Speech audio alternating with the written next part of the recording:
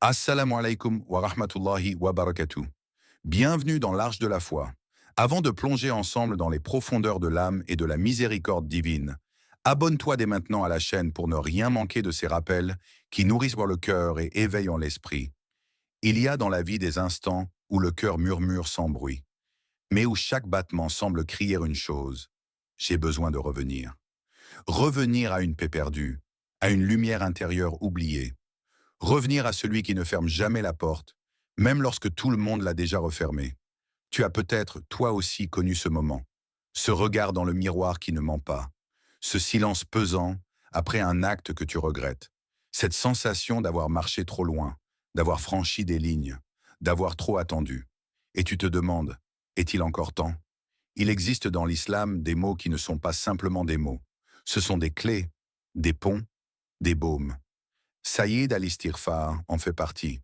Ce n'est pas juste une invocation, c'est la plus grande, la plus noble, la plus élevée des supplications de pardon. Son nom même le dit, Saïd, le maître, le roi, comme s'il régnait au-dessus de toutes les autres demandes de pardon.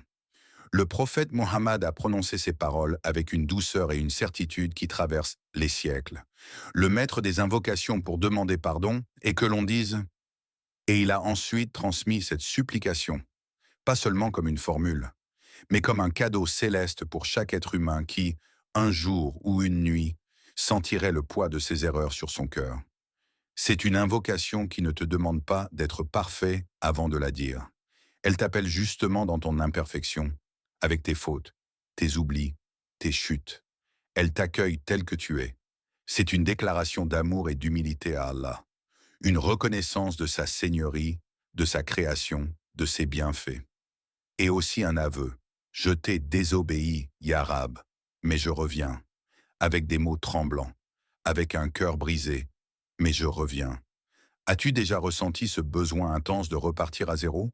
Pas juste une résolution, mais une réelle renaissance, comme si ton âme demandait un nouveau souffle, un nouveau départ, sans les chaînes du passé. Saïd al-Istighfar, c'est cela. C'est poser ton fardeau au pied du trône divin et dire à ton Seigneur: tu es le seul à pouvoir me laver de cela. Et Allah écoute. Toujours, il ne se lasse jamais de te voir revenir. Tu pourrais avoir péché 1000 fois. Il suffit d'un retour sincère pour qu'il efface tout. Il y a des paroles qui allègent l'âme, d'autres qui la transforment. Saïd al-Istighfar est de celles-là. C'est une clé que seuls les cœurs sincères savent vraiment tourner. Et quand elle ouvre grand. À tel point que même les anges s'émerveillent. Il est tard, la nuit a étendu son voile, et le monde entier dort. Pas un bruit, pas un mouvement, juste ce silence profond, presque sacré. Et toi, tu es là, debout, les pieds posés sur un sol froid, mais l'esprit traversé par un feu doux, celui du regret, celui du besoin, celui de l'amour. Les ténèbres de la nuit ressemblent peut-être à celles que tu portes en toi. Une obscurité silencieuse que personne ne voit, mais qui te suit depuis des jours, des mois peut-être.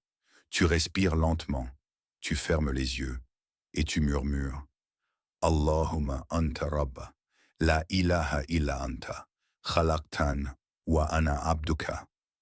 Ô Allah, tu es mon Seigneur, il n'y a pas de divinité en dehors de toi. Tu m'as créé, et je suis ton serviteur. C'est à ce moment précis que quelque chose change. Ce n'est pas spectaculaire, ce n'est pas visible, mais c'est réel. Une lumière invisible pénètre en toi, sans bruit, sans couleur, mais elle éclaire tout. Elle descend doucement, et tu la sens remplir les fissures de ton cœur. C'est la lumière du retour, de la réconciliation, de la renaissance. Tu continues l'invocation, lentement. Chaque mot semble te libérer. Je suis sur ton engagement, selon ma capacité. Tu reconnais ta faiblesse. Tu reconnais que tu as dévié. Tu reconnais aussi que malgré tout, tu es toujours à lui, à ton Seigneur, à ton Créateur. Il n'y a pas de masque, pas de posture. Il n'y a plus que toi et lui. Toi avec tes fautes, lui avec sa miséricorde. Et dans cet instant suspendu, dans ce dialogue silencieux entre la créature blessée et le Créateur compatissant, tu vis une chose rare, le pardon, pas encore donné par les mots, mais déjà senti dans l'âme. C'est cela, Saïd al-Istighfar.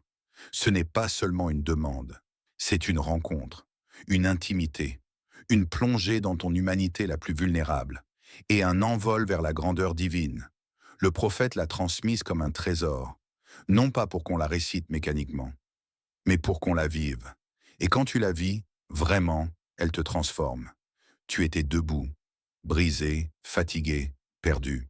Tu retombes peut-être en larmes, mais ce sont des larmes pures, lavées de l'ego. Tu ne te relèves pas tout de suite, parce que dans cette position, front contre le sol, cœur contre le ciel, tu es enfin libre. Libre de repartir, libre de renaître. Il marchait lentement, les épaules basses, le regard fuyant. Son cœur lui criait. Il avait fauté, et pas qu'un peu.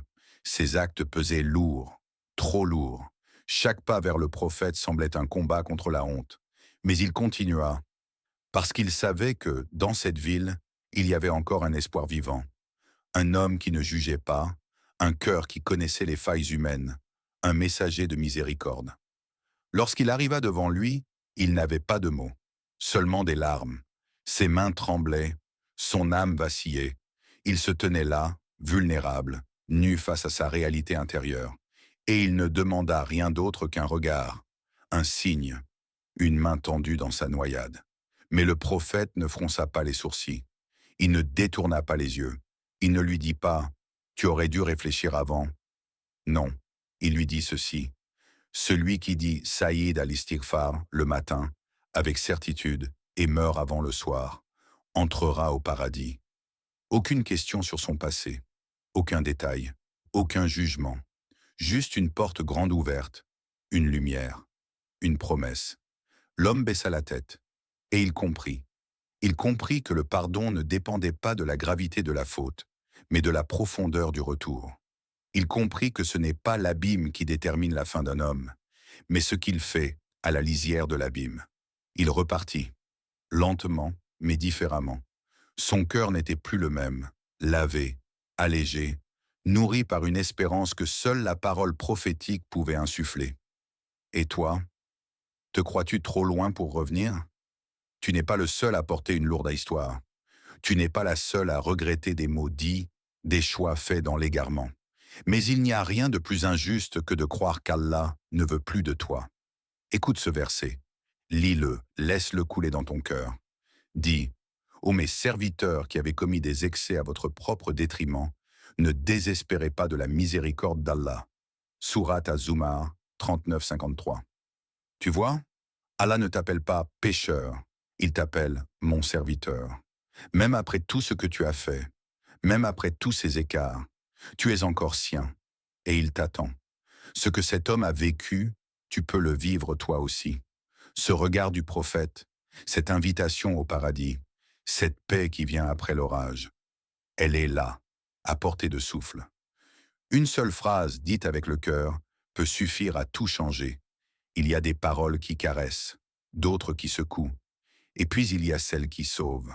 Celles qui, prononcées au bon moment, avec un cœur brisé et sincère, deviennent comme un rempart entre toi et l'enfer. Écoute bien ces mots du prophète. Celui qui dit Saïd al-Istighfar le matin avec foi et meurt avant le soir, entrera au paradis. Pas, il pourrait entrer. Pas, il est possible qu'il entre. Mais il entrera. La promesse est claire, absolue, sans condition d'âge, de statut, de passé. Il suffit d'une chose, la foi, et une langue qui dit cette invocation, reliée à un cœur qui y croit. Est-ce que tu réalises ce que cela signifie ? Un simple souffle sorti de ta poitrine avec sincérité peut te protéger de l'éternité dans le feu. C'est comme si Allah te tendait un bouclier invisible, mais incassable, et te disait « Tiens, protège ton âme. Ne laisse pas le feu te prendre. Je te donne ce moyen. À toi de l'utiliser. » Mais voilà, il ne suffit pas de dire. Il faut vivre chaque mot. Tu ne peux pas murmurer Saïd al-Istighfar entre deux distractions, sans y mettre ton cœur, sans ressentir le poids de ce que tu dis et espérer que le miracle se produise. Non, tu dois te dépouiller devant Allah. Tu dois sentir que tu t'adresses au roi de la miséricorde, que tu t'accroches à lui comme un naufragé accroché à la dernière planche qui flotte. Tu dois dire « Ya Rab, je t'ai trahi, je t'ai oublié, je me suis perdu. Mais je reviens et je crois. Je crois que tu peux encore me pardonner. Je crois que tu es celui qui aime à pardonner. Est-ce que tu as déjà goûté à cela? La douceur d'être absous, pas juste dans ta tête, mais dans ton cœur, dans ton corps, comme si un poids tombait de tes épaules, comme si tu respirais pour la première fois, comme si l'univers s'ouvrait à nouveau, non pas pour te juger, mais pour t'accueillir. Le pardon, le vrai, celui qui lave l'âme, n'est pas un concept, c'est une expérience. Et Saïd al-Istighfar, dit avec foi, est l'une des voies les plus puissantes vers cette expérience. Tu veux être pardonné? Alors parle à ton Seigneur comme à ton seul refuge. Dis-le avec tremblement, avec gravité, avec espoir. Dis-le, et tu verras que ce n'est pas qu'une supplication. C'est un bouclier, un feu éteint, une promesse céleste, et peut-être, un jour, ton salut. Il ne s'agit pas de dire simplement une formule. Il ne s'agit pas de réciter des mots au hasard, par habitude ou par routine. Chaque syllabe, chaque mot, chaque phrase du Saïd al-Istighfar est une clé qui ouvre une porte vers ton essence, vers ta vérité, vers ton retour. Ralentis, respire, dis cette invocation lentement. Laisse le temps à ton cœur de comprendre. Laisse ton esprit s'attarder sur chaque image, sur chaque sentiment que les mots éveillent en toi. Ô Allah, tu es mon Seigneur, tu m'as créé, je suis ton serviteur. À cet instant, tu prends conscience de ta place dans l'univers.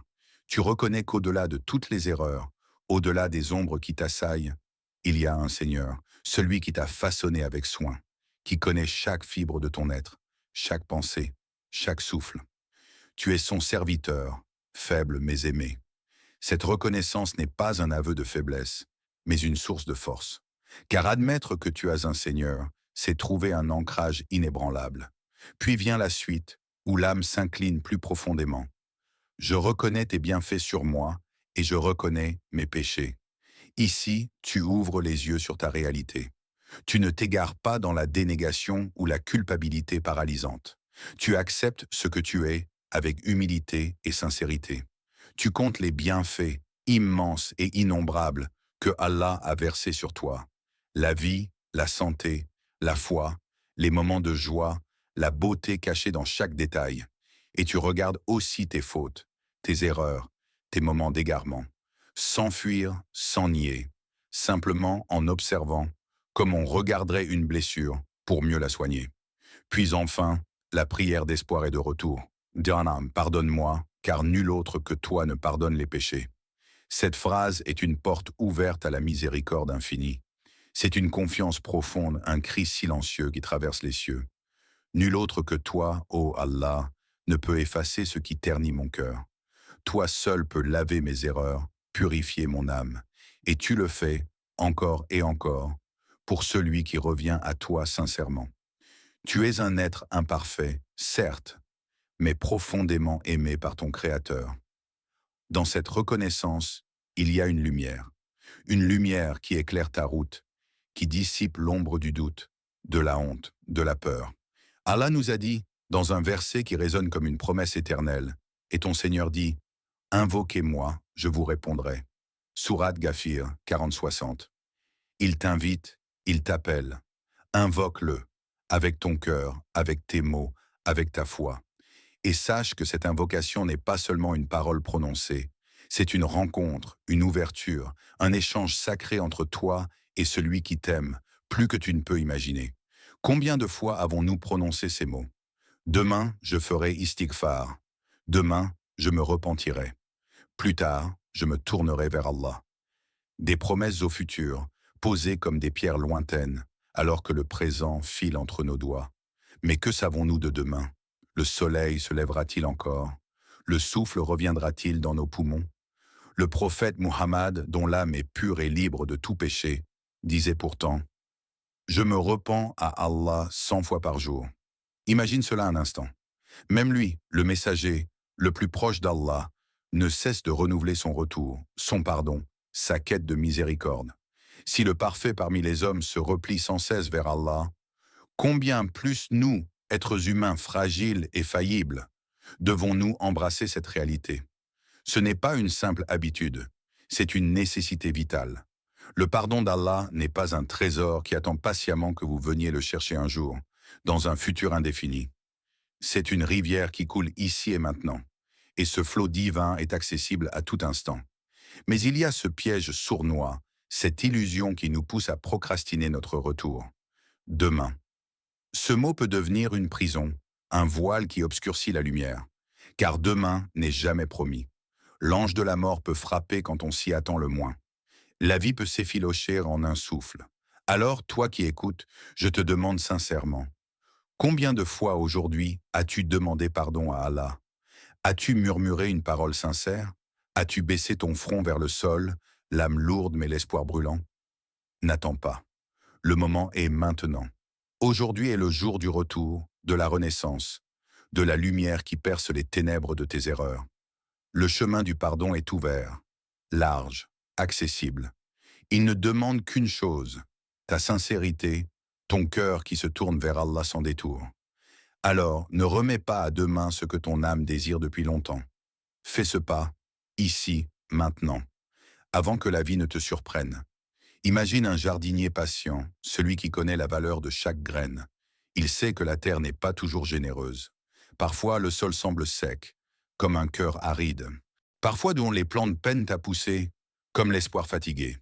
Parfois, la récolte tarde, comme la paix qui tarde à venir dans une âme. Il y avait un homme sage, Al-Hassan al-Basra, dont la parole est une lumière pour les cœurs en quête. Un jour, 3 hommes vinrent à lui, chacun avec son fardeau. Le premier se plaignait d'une sécheresse qui desséchait sa terre, le second d'une pauvreté qui étranglait ses jours, le troisième d'une infertilité qui brisait ses rêves. Et à chacun, il donna la même réponse, simple et profonde. Fais abondamment istighfar. Pourquoi? Parce que le pardon d'Allah est une source qui jaillit, même au milieu des déserts les plus arides. Il ouvre les portes du ciel, déverse la pluie sur les terres assoiffées et rend fertile même le sol le plus ingrat. Regarde autour de toi. Tout ce que tu as, tout ce que tu es, est un cadeau qui découle de la miséricorde d'Allah. Le Coran nous enseigne, demandez pardon à votre Seigneur. Il est grand pardonneur. Il vous enverra du ciel des pluies abondantes. Sourate Nuh 71, 10 à 11. Le pardon, c'est cette pluie bénie qui purifie, qui nourrit, qui fait grandir. Il guérit les cœurs blessés, apaise les âmes troublées, fait éclore la paix là où régnait la tempête. Dans chaque istighfar sincère, tu plantes une graine. Et même si tu ne vois pas immédiatement les fruits, sois certain que quelque part, sous la surface, la vie se prépare à éclore. Ta pauvreté, ta sécheresse, ton infertilité intérieure ne sont pas une fatalité. Elles sont des terres à cultiver, avec la patience, la foi et le retour constant vers Allah. Alors, à chaque souffle, à chaque instant, plante ces graines d'istighfar. Cultive-les avec l'espoir et la certitude que le jardinier du ciel veille et qu'il fera croître ce que tu n'oses plus espérer. Ferme doucement les yeux. Laisse le silence t'envelopper, comme un voile léger. Tu es seul, dans cet instant sacré, ce moment où l'univers semble s'effacer autour de toi. Tu viens de dire Sayyid al-Istighfar, pas simplement avec ta langue, mais avec tout ton être, avec une sincérité profonde, une humilité vraie, un espoir ardent. Et là, tu sens une paix subtile, douce comme une caresse, se déposer en ton cœur. Une paix qui ne vient pas du monde, ni des circonstances, mais d'un retour. Un retour à celui qui ne cesse de t'appeler, même quand tu t'éloignes. Tu viens de faire le plus noble des retours, revenir à Allah. Tu es peut-être fatigué, chargé de fautes, d'angoisse, de doutes. Mais dans ce simple acte, tu as trouvé une lumière, un lien invisible qui te relie à la miséricorde infinie. Allah nous rappelle, dans son livre, « Et Allah aime ceux qui reviennent sans cesse vers lui » Sourate Al-Baqarah 222. Cela veut dire que, peu importe le nombre de fois où tu as trébuché, peu importe combien tu as pu t'éloigner, il t'aime quand tu choisis de revenir. Il attend, patient et tendre, prêt à te prendre dans son pardon, à renouveler sa clémence. Alors, fais de cette invocation un rituel sacré. Répète-la chaque matin, chaque soir. Ne la réduis pas à un simple rappel mécanique. Fais-en un pacte, un serment silencieux entre toi et ton Créateur. Dis-la avec ton cœur. Mets dans chaque mot toute ta foi, ta demande, ton espoir. Et puis laisse Allah faire le reste. Laisse sa lumière pénétrer ta vie, ta conscience, ton âme. Tu n'es jamais seul dans ce chemin. Tu es accompagné par la promesse d'un amour qui ne faillit jamais. Tu es porté par la force d'un pardon qui dépasse toute imagination. C'est là, dans cet instant, que la vraie transformation commence.